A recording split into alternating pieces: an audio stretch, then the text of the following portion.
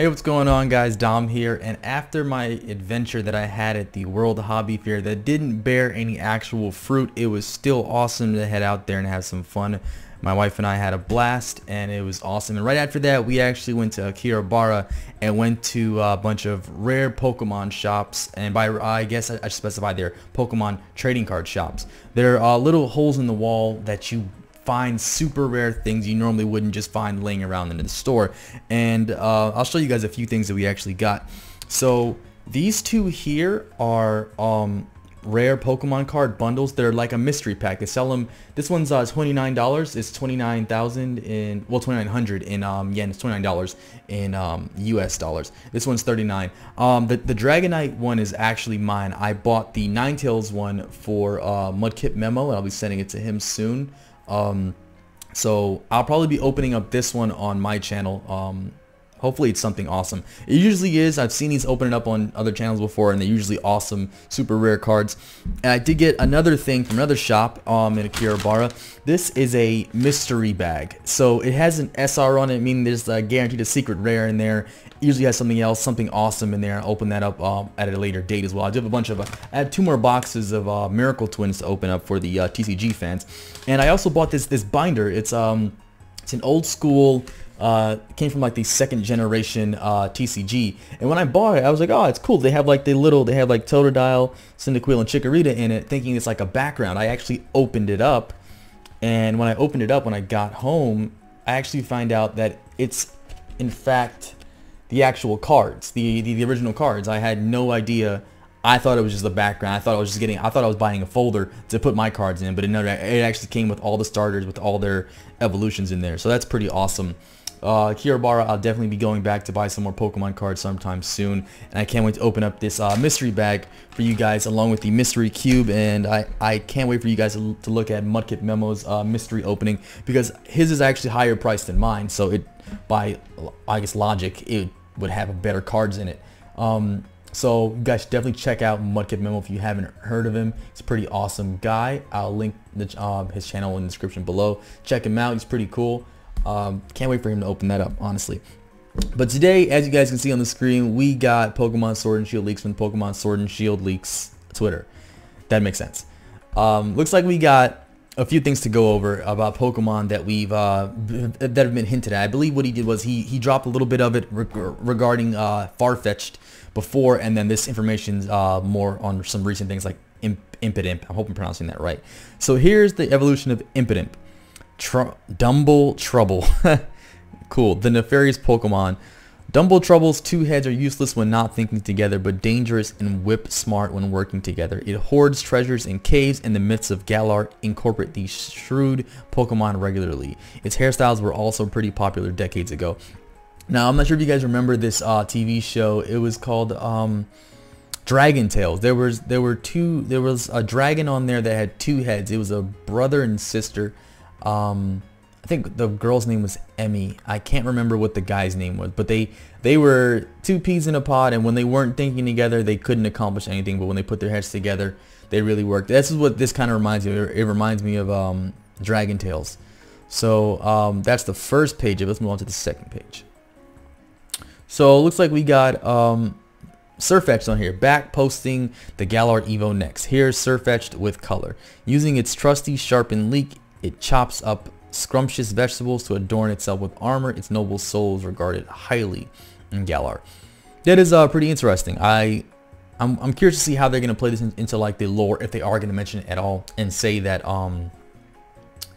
explain why this evolution is only in Galar. Is it a regional thing? Is it only because that these vegetables exist only in Galar that it's able to utilize this form or evolution or whatever you want to call it? It's pretty. I like the beard. It's a pretty cool touch. And the non-colored version looked like it looked like it had a knife in its hand, but I guess it's just a leek that's been sharpened, which is pretty cool. I can't wait to see if this is real or not. They've been hinting at this for a long time, and I really can't wait to see how this turns out. I think we got a few more pages. Do we? I think it is. This is supposed to be the Lapras. Looks like they added, Lapras has like the curls for its ears. They just turn it into a music note. It looks like there's like poison floating around it, some kind of maybe it's like a ghost thing, but it's coming out the back of its neck, and then the little things on its back. Its tail even gets longer, and so do its appendages, its arms and legs. I'm curious as to why perhaps it was a mistake, or he just couldn't remember, or he's just not that good of an artist. He left out the pupils. I'm curious to see if the pupils of the Pokemon actually disappears.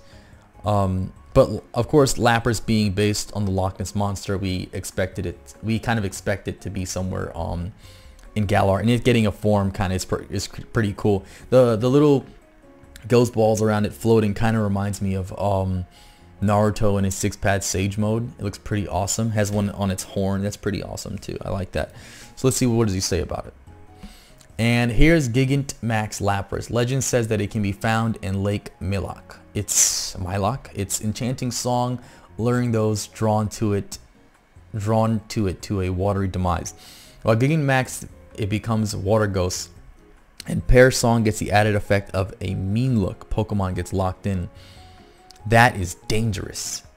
If this is real, this Pokemon is easily top tier when it comes to like competitive play. I can think of so many things to do. The only thing that would balance this would essentially be moves like U-turn would be able to break the mean look effect, or defog, or I don't know, something would have to lock that out. And this thing's speed can't be too high. This move has to have like I don't want to say negative priority, but this Pokemon's speed, if it's a very fast Pokemon, which I don't think Lapras is super fast, this would wall or destroy a lot of teams, because you just use this and then just back out immediately with Lapras.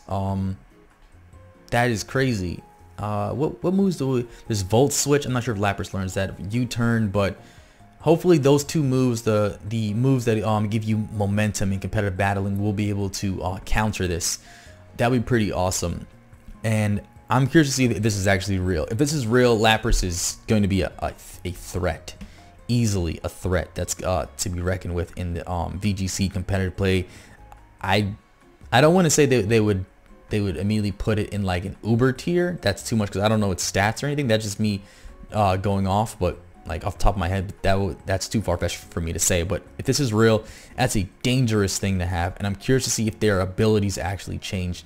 I can't remember what Lapras's abilities are at the moment off the top of my head. I think Water Absorb pops into my head.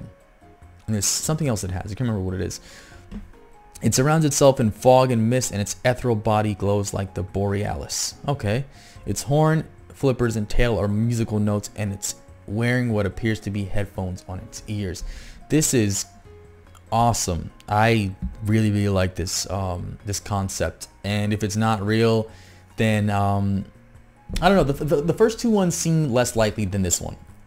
I think that Lapras getting a new form and being more prominent in Galar makes more sense than the other two, than Surfetch'd and the evolution of Impidimp.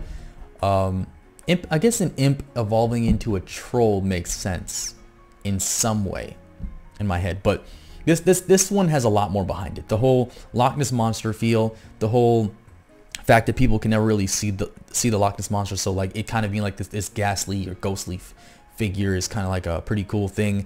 And I want to say that we've heard in the past that like you hear like a song when it appears or something. Maybe Lapras just or am I confusing with something else? But that's awesome. I think this would be great to find this a Lapras in a lake all over again, like in Gold and Silver, and then have to fight it in this form. That would be a pretty awesome battle. That would killing your Pokemon off with Mean Look Pear Song combo would be dangerous, all in one move. I cannot wait. That's gonna be awesome. But I think that'll do it for this video, guys. I haven't been too active because of scheduling and all this other stuff, but I'll do my best to start getting back into the whole rumor mix, which they've been picking up now that we've had that stuff recently with the direct and whatnot. And I guess we're waiting for August or whatever the case may be. I'm unsure what it is. I can't remember. But this is, I'm glad to be back in the swing of things, keeping up more, and I'll definitely be doing more of these in the future. So thank you guys for watching. Like, comment, and subscribe. Let me know what you think. Dom out.